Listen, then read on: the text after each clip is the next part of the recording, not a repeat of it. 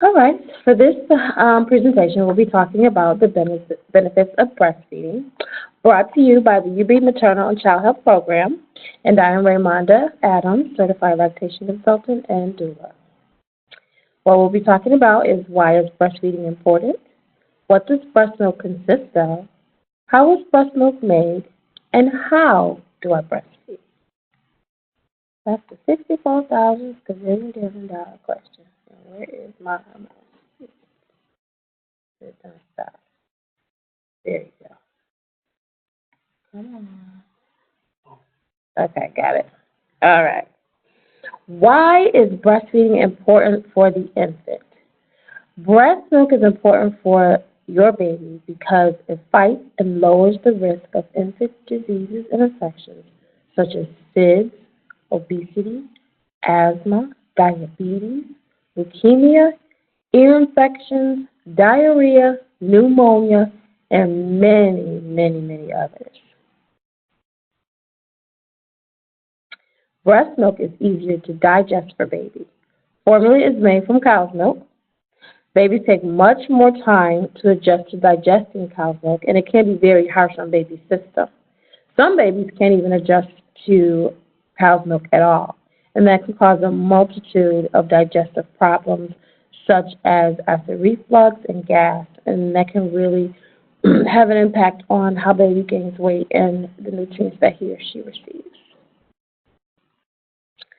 Breastfed babies are less likely to get colds and infections, and breast milk is made especially and specifically for baby by mom.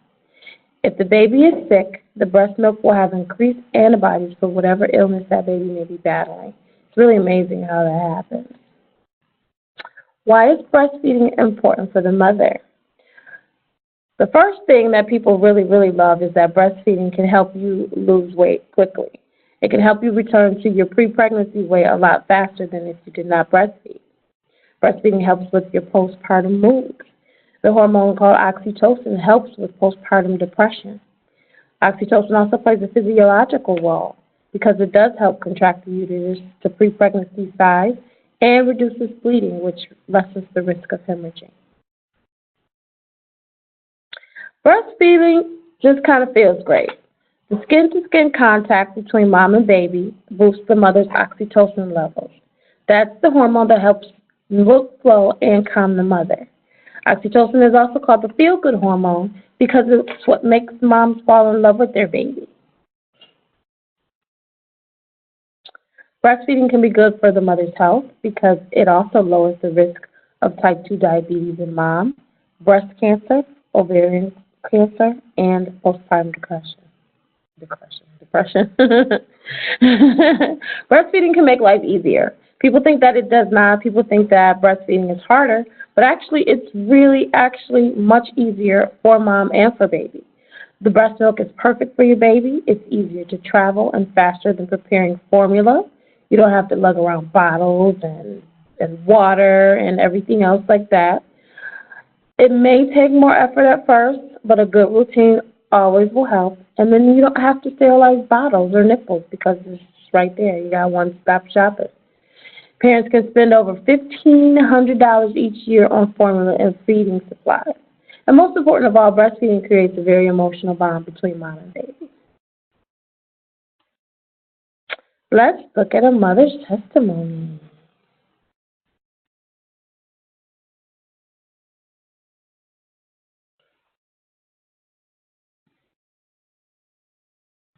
Hello, my name is Tracy. I am a resident of St. Mary. I'm presently in the breastfeeding room at the Highgate Health Center. It's convenient, so for working mothers who are nearby who find it difficult, oftentimes you have a new child and you have no private area or space to breastfeed. This room is designed where you can accommodate and express your breast milk and you can store it in a clean environment and so you know that your baby is getting adequate nutrition. So I am a mother of 7 children and I have breastfed all of my children. Why do I breastfeed? Well, for one, it's convenient, not always having to get up at different hours to make that bundle. And it also helps me to bond with my children and very close to my children. And sometimes, I mean, that feeling when you're breastfeeding and they look at you and like your eyes are literally smiling and you know that I'm doing something right for my child. So that's why I was breastfeeding. I was breastfeeding myself. Statistics also say that breastfed babies are have a higher intelligence than bottle-fed babies. So who wouldn't want that for their child? I mean, that's a definite plus. In terms of hygiene, I don't have to worry about the bottles and sanitation of the bottles. I just wipe the breast, feed, and I'm on the road. If I'm on the road, I don't necessarily have to have the extra luggage of bottles and bottle water. I just wipe the breast, cover it, feed him, and go. I know he's still. Once he's satisfied, he stops, so I know he's still. And it's just convenient for me, and I'm comfortable breastfeeding my children. As I said, there are 7 of them. I breastfed them all, and I will do it every day. I like that video. So, where is breast milk made? In the breast. There are fatty tissues in the breast, connective tissues that contain stored fat. The fatty tissues within the breast protects the breast from injury. Breast size does not affect your ability to breastfeed.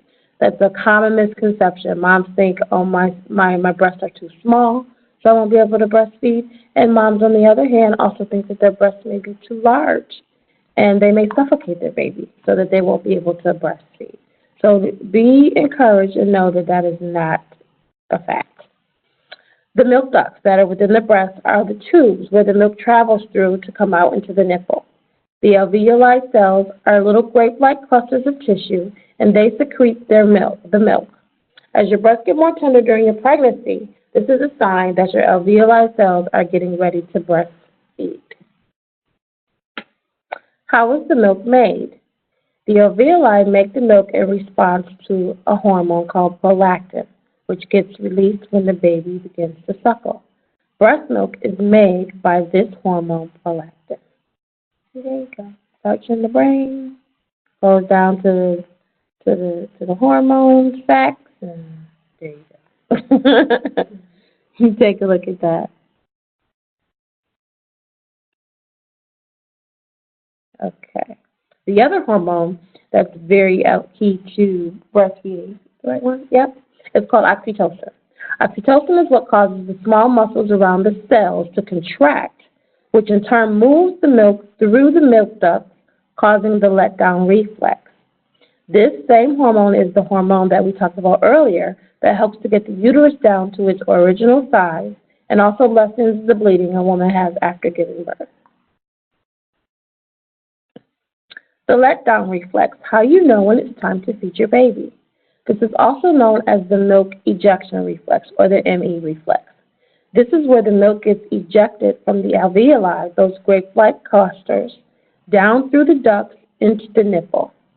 This reflex makes it much easier to breastfeed, and it happens a few seconds to several minutes after your baby begins to feed. You can also be walking through the store and you'll hear a baby cry, and all of a sudden your breast will get tender and you'll start to leak. That's exactly what that is. So uncomfortable. When you get that letdown reflex, you may feel a tingle in your breast, or you may feel uncomfortable. Some moms actually don't feel anything at all. Sometimes they just look down and they're just all wet. So it just really depends on you and your body. Finding a relaxing, quiet place is very important. The environment that you breastfeed in affects you and the baby.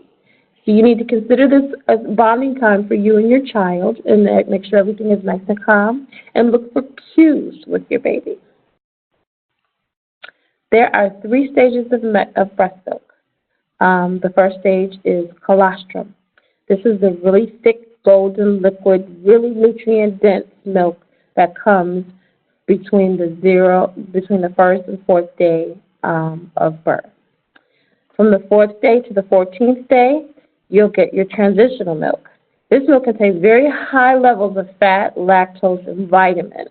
It's more energy dense than colostrum, and it supports the nutritional and developmental needs of rapidly growing infants, especially their brain. This stage lasts about 2 weeks, and you may notice that your breasts will become firmer, larger, and maybe a little uncomfortable. By day 14, you will have your mature milk. This milk is thinner. It contains more water than the transitional milk. It actually consists of 90% water and an 8% mix of carbohydrates, proteins, fats, and other minerals.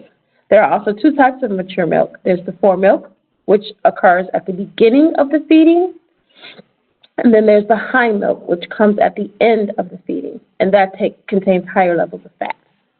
There also may be color variations in your milk. This can be due to diet, and towards the end of the feeding, the fat levels of the milk will increase. Where is formula made? We talked about where breast milk is made. Now, where is formula made? Infant formula is made in large factories around the world. There are 6 major formula manufacturers registered with the government: Abbott, Mead, Nestle, Nutricia, Formula Scientific Hospital Supplies, and Prolacta Bioscience. One of the things that we tell our moms is that formula does not have to be made in a sterile environment. They can just mix up some nutrients and synthetics and throw it in a can, and there you have it. Take a close look at this label on the back of formula from Ross Products. This is a very popular formula. 42.6% corn syrup solids. That's nothing but sugar. You see what I'm saying? This is why we really, truly, promote breastfeeding. You're reading that correctly. 42% of corn syrup solids, followed by genetically modified proteins, as you can see, 14.7%. Then you keep going, and then you got more sugar, 10.1% sugar, sucrose. There's just all different names for sugar. Do you see anything in there that you can really pronounce? The proteins that are in there come from soy, and those are genetically modified. And then they throw in all the lab-made vitamins and minerals from dozens of different sources, mix it all together, and then you have infant formula. You wouldn't eat that. So if you could choose another option for your baby, choose another option. And the FDA does not have to approve infant formulas before they can be marketed. However, all formulas in the United States must attest, which means they don't have to prove it. They just have to say that they meet the federal nutrient requirements for an infant formula manufacturer. That's why there's so many recalls on different formulas. Probably every other month is something else. Also, soy formulas, you got to be careful because soy formulas can also give baby digestive problems. Drinking soy-based milk on a daily basis for your baby is the equivalent to taking 5 birth control pills per day due to the progesterone in the soy. This is why there's such a prevalence of early puberty, early onset of menses, and other health-related problems that our children and our adolescents have these days.